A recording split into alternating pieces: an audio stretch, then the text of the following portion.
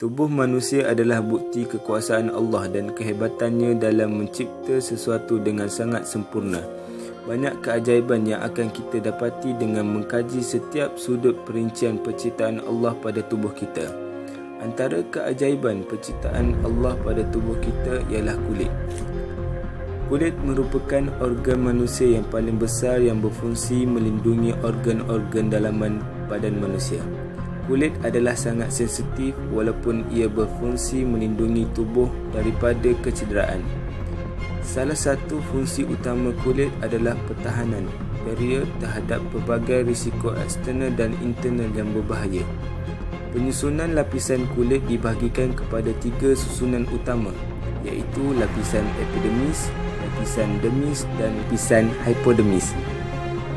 Kulit juga berfungsi sebagai pelindung, penghantar haba, penyerap, indera perasa dan fungsi pengetahuan. Kulit adalah bersifat sangat kompleks, elastik dan sensitif. Ianya juga bervariasi pada keadaan iklim, umur, jenis kelamin, ras dan ianya juga bergantung kepada struktur tubuh manusia. Menurut perspektif Al-Quran, kulit mempunyai keajaiban dan keunikannya tersendiri. Sebelum saintis barat mengkaji mengenai kulit manusia, Al-Quran yang telah wujud sejak beribu tahun dahulu telah lebih awal mengupas mengenai keistimewaan kulit manusia yang sememangnya telah dicipta untuk melindungi manusia itu sendiri. Subhanallah, sesungguhnya kekuasaan Allah itu sangatlah menakjubkan.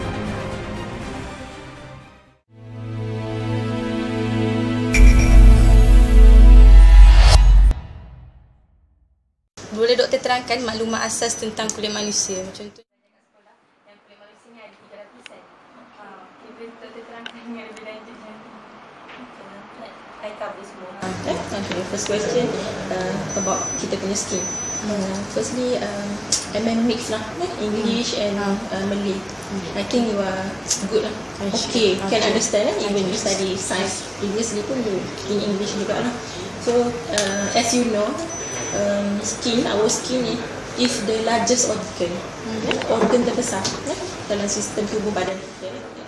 So and then if you buka skin contain about 2 meter square, 2 meter persegi keluasan kita punya skin. Kalau you tebarkan, you buka tebarkan dalam 2 meter square lah. Okay, siapa nama tadi? Anis mention tadi kulit kita actually terdiri daripada 3 lapisan, 3 layers. First outermost layer is epidermis. Okay. Second layer is dermis. Okay. And the third one is kulit lemak, subcutaneous tissue ataupun hypodermis. Kalau kita tengok yang layer ni started from epidermis, yang epidermis ni dia contains lagi lapisan. Lagi banyak lapisan. Saya rasa untuk lagi penerangan detail lah kita punya skin. I think this good for you to understand about our punya skin. So epidermis, dermis and subcutaneous tissue. So kalau tengok yang lapisan pertama epidermis, dia contains lagi banyak layer. Yang first kita started daripada atas, yang outermost is stratum corneum, and then followed by stratum lucidum. Stratum lucidum ni terdapat hanya di palms and soles sahaja. Lapisan lain tak ada lah. And then granulosum, spinosum dan juga stratum basalis. Yang paling basal lah, basal layer. Okay. And then after that kita ada epidermis and dermal junction. Kat sini dah ada junction yang connect these 2 layers lah. Yang menyambungkan epidermis dan juga dermis. So dekat dermis ni dia ada 2 layers pula. Daripada papillary dermis yang dekat dengan epidermis, and then below that reticular dermis. Yang ni dalam sikit lah. Okay. Kalau kita tengok kat sini, kita punya lapisan dermis, yang kat sini kita ada connective tissue yang give kita punya skin strength, elasticity, ada collagen, semua kat sini, microfibril, dekat sini lah. Kalau kat sini banyak glands, macam sweat gland, sebaceous gland, and then kita ada rambut, bulu-bulu, hair follicles, and then even kita ada blood vessel lah untuk supply punya skin. Blood vessel tu vein lah, vein dan juga artery.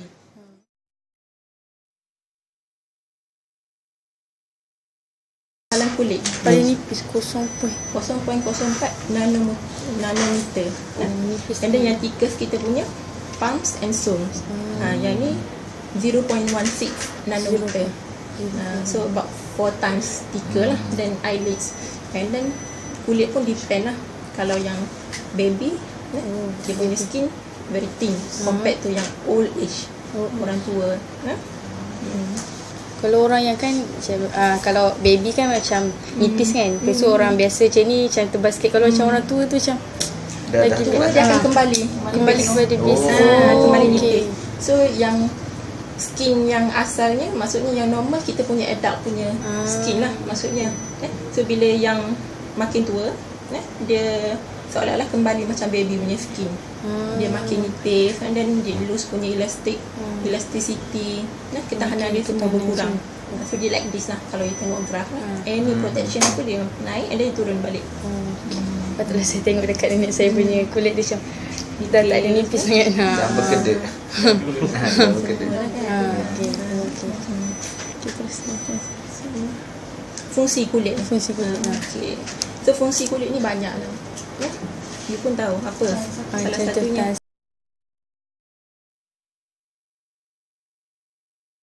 Okay, apa yang nak protect Faizo daripada benda-benda luar? Skin. Masuk benda luar, jangkitan kuman, bakteria, any microorganism lah, bakteria, fungus, kuman, virus, semua kita punya skin yang first punya protection, as barrier protection, skin lah. Maksudnya menahan anasi-anasi luar daripada masuk ke dalam badan kita. That's the most important lah.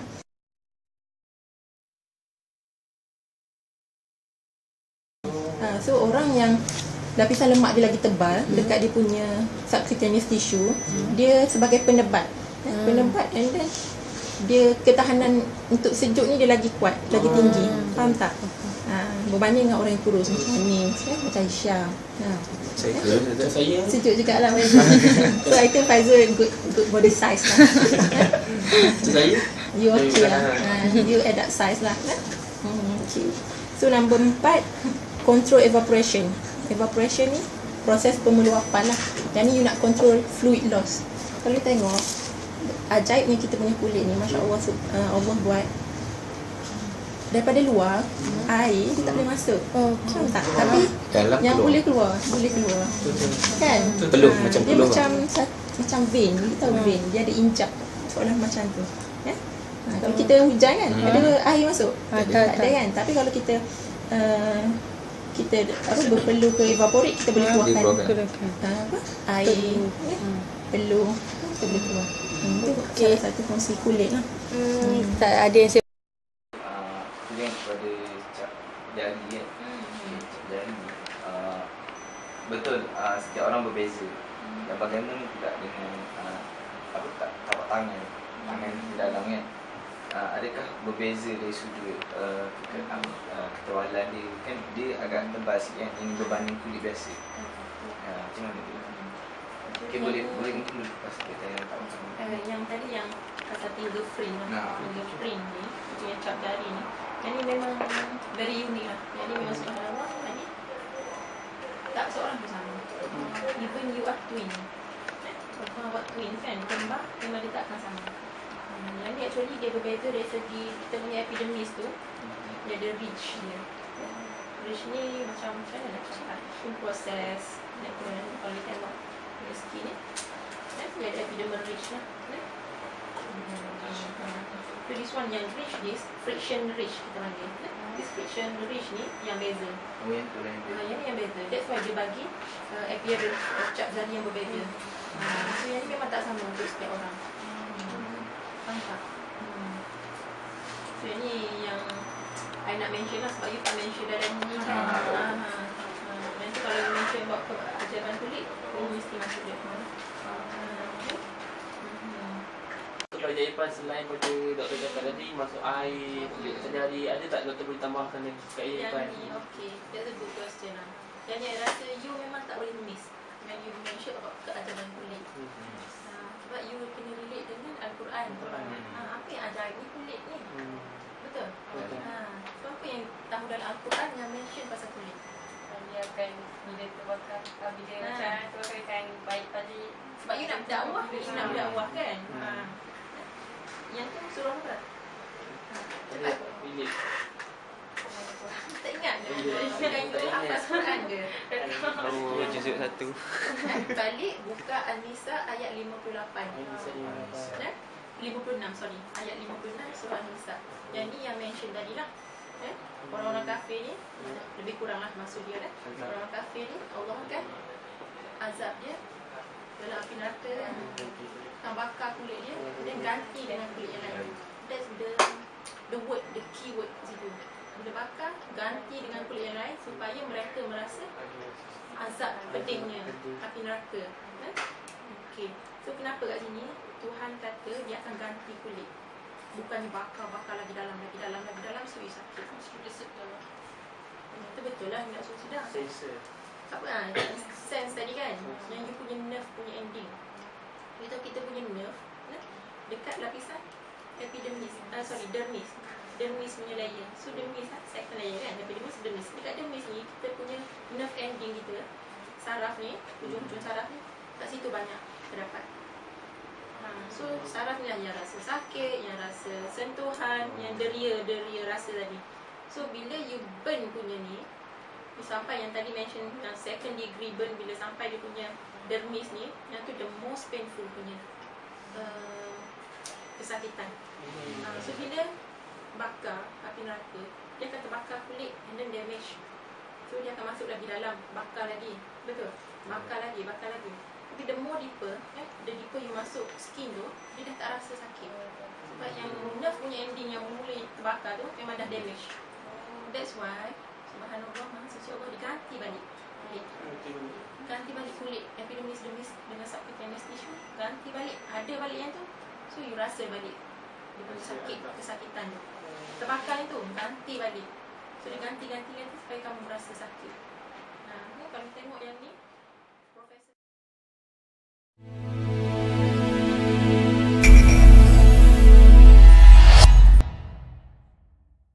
wuduk mempunyai pelbagai manfaat kepada pelakunya. Adakah dalam masa yang sama, wuduk mampu meninggalkan kesan baik terhadap sel-sel di kulit manusia?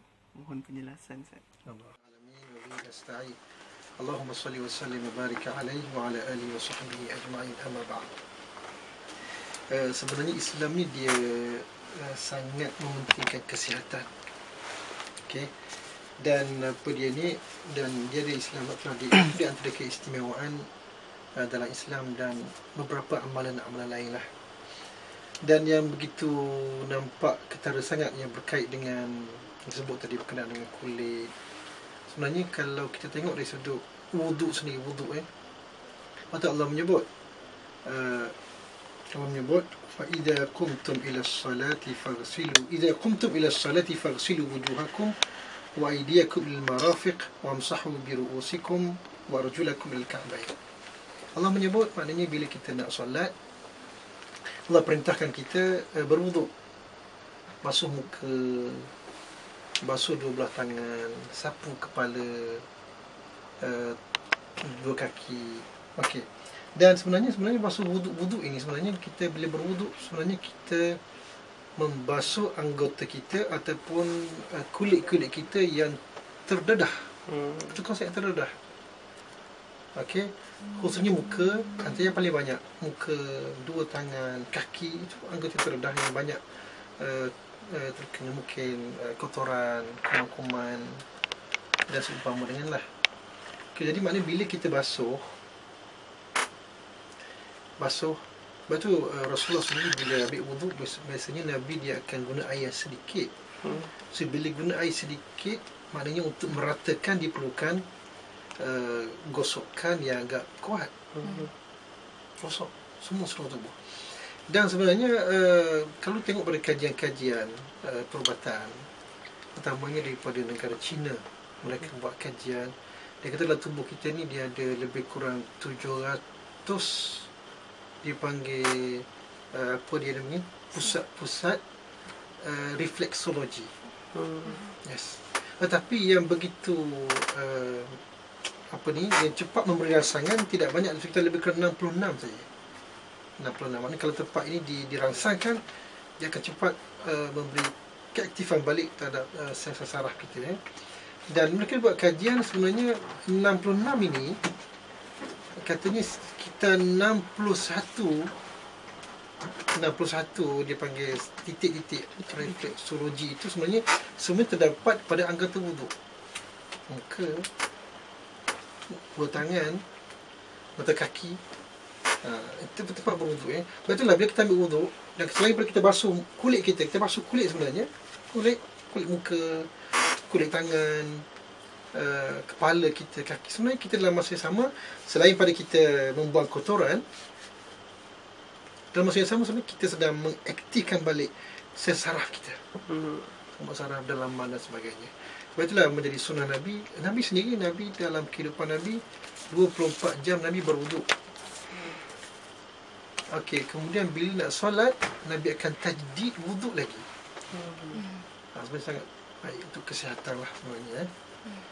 Okey, itu yang saya nak sebut, yang boleh saya sebut tentang kelebihan wuduk. Dan sebab itulah Nabi sebut dalam hadis yang lain, bila kamu berwuduk, kalau boleh lebihkan wuduk anggota mana, kalau boleh basuh muka tu, lebihkan sedikit, tangan lebihkan sedikit. Sebab dipanggil apa, ghurur al-muhajjalin, kan, kesan dia. Nanti dari kiamat kita dibangkitkan dalam keadaan bersinar-sinar bercahaya. Antara kelebihan wuduk lagi lah. Dia boleh tambah kan? Okey, berdasarkan surah An-Nisa ayat 56, boleh Ustaz berikan sedikit penjelasan atau tafsiran mengenai ayat tersebut? Ayat 56 surah An-Nisa. Allah menyebut innal ladzina kafaru bi ayatina sawfa nuslihim nara kullama nadijat juluduhum baddalnahum juludan ghayraha liyadhuqul adab. Ini memang disebut kulit dan macam mana rasa derita azab. Ayat ini sebenarnya menceritakan tentang pembalasan kepada orang durhaka pada Allah. Sebenarnya orang kafir ataupun orang-orang mukmin yang banyak dosa kepada Allah, mereka akan dimasukkan ke dalam neraka dan mereka diazab. Di antara azab yang disebut dalam ayat ini ialah mereka akan dibakar. Kullama nadjat juluduhum. Allah menyebut bila mana mereka dibakar, sebab dalam neraka ini dia tak mati dah. Manusia di akhirat tak mati dah. Sebab mati ni sekali saja. So bila kullama nadjat, bila dibakar sampai hangus, sampai masak, riwayat menyebut sampai luruh kulit-kulit, Allah menyebut badalnahum juludan ghaira, kami akan ganti kulit baru. Supaya apa? Liyadhuqul adab, supaya mereka menderita sakit dan merasai sakit. Sebenarnya salah ayat ini dia salah memberi satu isyarat. Memberi isyarat bahawa soalan macam apa dia? Di bawah kulit kita ini dia ada sel-sel yang merasai. Kadang merasai panas, rasai sakit, sejuk dan sebagainya lah. Okey. Dan so bila ayat ni menyebut soalan macam bila kita dibakar hangus, memang tak mati dah. Bila dah habis semua kulit-kulit kita ni, mungkin jatuh ataupun hangus semua, dah soalan macam sel-sel saraf ni itu dah tak ada, tak terasa lagi dah. Tak terasa lagi. Maka Allah ganti kulit baru. Supaya apa dia? Supaya azab. Soalan macam kalau tak diganti kulit baru, soalan macam sakit tu dah mula hilang. Soalan macam tu ayat tersebut. Cuba tu yang cubit, sakit tak sakit? Okay. Kalau tak sakit kena ke klinik je. Ya, sakit tu maknanya okey. Maknanya ada sel saraf kat sini. Sebab itu kalau tu perhati, kalau orang yang lumpuh mungkin sebagainya tak rasa apa tau. Sebab sel saraf dia dah rosak. Soalan macam tu. Okey. Cap jari merupakan salah satu keajaiban Allah yang paling agung, di mana ianya merupakan salah satu perkara penting yang digunakan oleh manusia pada masa kini. Penggunaan sangat meluas, terutamanya dalam urusan bank, bagi membezakan identiti satu individu dengan individu yang lain. Boleh Ustaz kongsikan satu potongan ayat Al-Quran yang menceritakan perkara ini? Berkenaan dengan jari. So sebenarnya bila Allah sebut dalam Al-Quran, sebenarnya dia disebut perkara-perkara yang besar-besar saja dan penting-penting saja. Yang kecil-kecil maknanya macam dikesampingkan. Lepas tu bila Allah sebut, itu benda yang besar. Dan sebenarnya jari ini, cap jari-jari sebenarnya dia berkait dengan kulit. Sebab tu dalam Quran Allah ada sebut tentang jari. Allah nyata kepada dia, di antaranya dalam surah Al-Qiyamah Allah menyebut bala qadirina ala an nusawwiya banana. Allah menyebut maknanya di hari kiamat ketika orang Quraisy mungkin tidak percaya tentang kewujudan hari kiamat, maka kata Allah, kami mampu untuk mencantumkan balik bukan saja dirinya tetapi jari jemarinya, ruas jari pun. Maknanya Allah sebut jari, sebut ruas jari, banana, ruas jari. Okey. Jadi maknanya bila Allah sebut ini, salah satu isyarat bahawa maknanya kebesaran Tuhan, kebesaran Allah. Dan sebab itulah jari jemari kita ni satu benda ajaib. Sebab dia boleh membezakan di antara orang ini dengan orang itu, dengan siapa-siapa pun. Tak sama mungkin kalau sejuta orang pun jarinya, walaupun dia ni besar, jari ni taklah besar sangat. Jari contohnya kan. So maknanya kenapa urat-uratnya tak boleh sama tau. Bentuknya itu satu keajaiban ciptaan Allah Subhanahu Wa Taala. Dan kalau kita tengok dia ni penemuan mutaakhir, sebenarnya orang-orang barat dia buat kajian, mereka hebat, mereka bersungguh buat kajian, tetapi sebenarnya mereka kadang-kadang mereka tak mengetahui dia ni macam mana nak menilai orang, buat jenayah dan sebagainya. Tapi kalau ikutnya, mereka dapat mengetahui kes jenayah pada tahun 18 lebih lah. Barulah mereka mengetahui rupanya cap jari ini berbeza di antara orang lain. Dan sebab itulah disebutkan kes bunuh dan sebagainya. Tetapi nak beritahu kepada kita bahawa Allah dah sebut lama dah benda ni. Allah sebut lama dah. Cuma kadang-kadang kita tak perasan, kita tak sedar. Sebab itu Al-Quran ini merupakan mukjizat. Dia sebenarnya banyak benda lain lagi. Maknanya mungkin kita pun tak tahu lagi. Ini baru jumpa kat sini, kelebihan jari kat sini. Tapi macam mana dengan benda lain lagi? Ruas-ruas jari ini, ya Allah, kita pun tak tahu.